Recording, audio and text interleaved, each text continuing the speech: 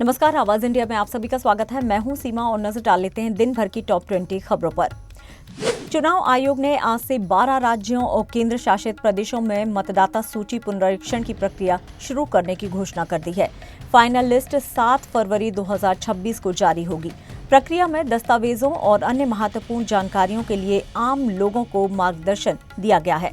इससे चुनावी पारदर्शिता बढ़ाने और नए वोटरों को सूची में शामिल करने का प्रयास होगा। उत्तर प्रदेश की योगी सरकार कल्याण सिंह के नाम से नए जिले की तैयारी शुरू कर रही है। नए जिले की नींव अलीगढ़ और बुलंदशहर के कुछ गांवों से रखी जाएगी। राजू भैया की सिफारिशों के बाद प्रशासन ने खाका तैयार करना शुरू कर दिया है। इसके बाद शासन द्वारा औपचारिक रूप से जिले की घोषणा की जाएगी। भाजपा नेता केदार प्रसाद गुप्ता ने बिहार विधानसभा चुनाव की तैयारी में दावा किया है कि एनडीए के सामने कोई चुनौती नहीं है। उन्होंने कहा कि राज्य में विकास और ग्रामीण सुधार जनता का भरोसा बढ़ा रहे हैं। युवा वोटरों पर ध्यान केंद्रित किया जा रहा है। उत्तराखंड सरकार ने पेंशन भोगियों और पारिवारिक पेंशन भोगियों के महंगाई भत्ते में 3% की वृद्धि की है। अब उन्हें 58% महंगाई राहत मिलेगी। वित्त सचिव ने आदेश जारी किया है। इससे लगभग 40,000 पेंशन भोगियों को लाभ मिलेगा। राज्यपाल गुरमीत सिंह ने हल्द्वानी में कहा है कि घोस्ट विलेज को होम स्टे और पर्यटन स्थल के रूप में विकसित किया जाए। ये स्थानीय लोगों के लिए रोजगार और पर्यटन अवसर बढ़ाएगा। राज्य सरकार जल्द नीति लाएगी। युवाओं को इससे लाभ लेने का आग्रह किया गया है।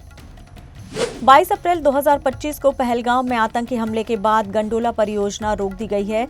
एनआईए की अनुमति का इंतजार है। परियोजना के लिए जेकेसीसीसी ने बोलियां मंगाई थी।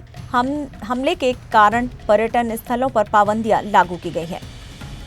देश भर में छठ महापर्व काफी उत्साह के साथ संपन्न हुआ। व्रती महिलाओं ने परिवार की सुख समृद्धि और संतान की दीर्घायु के लिए कामना की। घाटों पर श्रद्धालुओं की भारी भीड़ देखी गई। पर्व में भक्ति और उत्साह का माहौल छाया रहा। उड़ीसा के मुख्यमंत्री ने छठ पूजा के अवसर पर छठ व्रतियों के साथ उगते सूर्य को अर्घ्य दिया। उन्होंने घाट का दौरा कर श्रद्धालुओं को शुभकामनाएं दी। व्रती मुख्यमंत्री के साथ फोटो खिंचवाकर उत्साहित दिखे। जयपुर के पास मजदूरों से भरी बस हाइपर टेंशन तार से जा टकराई। करंट लगने से बस में आग लग गई, जिसमें 10 मजदूर झुलस गए। 2 की मौत हो गई और 5 की हालत गंभीर है। हादसे में राहत और बचाव कार्य जारी है। चक्रवाती तूफान मोन्था आंध्र प्रदेश तट की ओर बढ़ रहा है। कई राज्यों में अलर्ट जारी कर दिया गया है। भारी बारिश और तेज हवाओं की आशंका है। एनडीआरएफ टीमें तैनात हैं और निचले इलाकों से लोगों को सुरक्षित स्थानों पर स्थानांतरित किया जा रहा है। अमेरिकी राष्ट्रपति ट्रंप ने जापान के प्रधानमंत्री से मुलाकात की। दोनों देशों ने व्यापार और खनिजों पर समझौते किए। मुलाकात ने अमेरिकी जापान संबंधों को मजबूत किया। पाकिस्तान के पीएम शहबाज शरीफ ने जम्मू कश्मीर पर भ्रामक पोस्ट किया। उन्होंने लिखा है कि 27 अक्टूबर कश्मीर का सबसे काला दिन था और भारत ने अवैध कब्जा किया। हालांकि ये दावा भ्रामक पाया गया। एक्स कम्युनिटी नोट्स ने फैक्ट चेक किया और बताया कि महाराजा हरि सिंह 26 अक्टूबर 1947 को भारत में शामिल होने के लिए तैयार थे। समझौते के बाद 27 अक्टूबर 1947 को भारतीय सेना क्षेत्र की रक्षा के लिए श्रीनगर पहुंची थी। पाकिस्तान के बलूचिस्तान में बम विस्फोट हुआ। प्रांत के तुर्बक इलाके में सुरक्षाकर्मियों को निशाना बनाया गया। धमाके में 7 सुरक्षाकर्मी घायल हुए और 1 राहगीर भी प्रभावित हुआ है। पुलिस ने जांच शुरू कर दी है। ढाका में डैफोडिल और सिटी विश्वविद्यालय के छात्रों के बीच झड़प हुई। 50 छात्र घायल हुए और परिसर में तोड़फोड़ हुई। झड़प एक छात्र के थूकने से शुरू हुई। इसके बाद आगजनी और भारी नुकसान हुआ।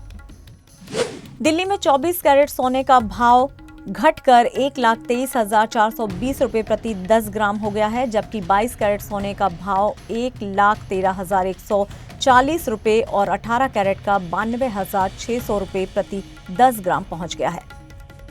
भारतीय शेयर बाजार में शुरुआती कारोबार में तेजी देखी गई। सेंसेक्स 125 अंक बढ़कर 84,904 और निफ्टी 39 अंक बढ़कर 26,005 पर पहुंचा है। करण जौहर ने फिल्म ए दिल है मुश्किल के 10 साल पूरे होने पर सोशल मीडिया पर पोस्ट शेयर किया। उन्होंने फिल्म सेट की तस्वीरें साझा की। पोस्ट में उन्होंने याद किया कि ये उनका अब तक का खास प्रोजेक्ट था। पूर्व दक्षिण अफ्रीकी कप्तान एबी डिविलियर्स ने रोहित शर्मा और विराट कोहली के आलोचकों को जवाब दिया। उन्होंने कहा कि खिलाड़ियों के करियर के आखिरी दौर में बेवजह नकारात्मक बातें नहीं फैलनी चाहिए। खिलाड़ियों का योगदान सराहा जाना चाहिए। सूर्य कुमार यादव ने बताया कि अय्यर अब आईसीयू से बाहर हैं और फोन पर जवाब दे रहे हैं। डॉक्टरों की निगरानी में उनकी स्थिति स्थिर है। वे जल्द ही भारत लौटेंगे। आईसीसी के पूर्व मैच रेफरी क्रिस ब्रॉड ने बीसीसीआई पर भारतीय खिलाड़ियों को पेनल्टी से बचाने का आरोप लगाया है। उन्होंने पूर्व अध्यक्ष सौरव गांगुली को भी निशाना बनाया। उनका दावा है कि भारतीय खिलाड़ियों के साथ नरमी बरती जाती है। और फिलहाल टॉप 20 खबरों में इतना ही, लेकिन आप देखते रहिए आवाज इंडिया। नमस्कार।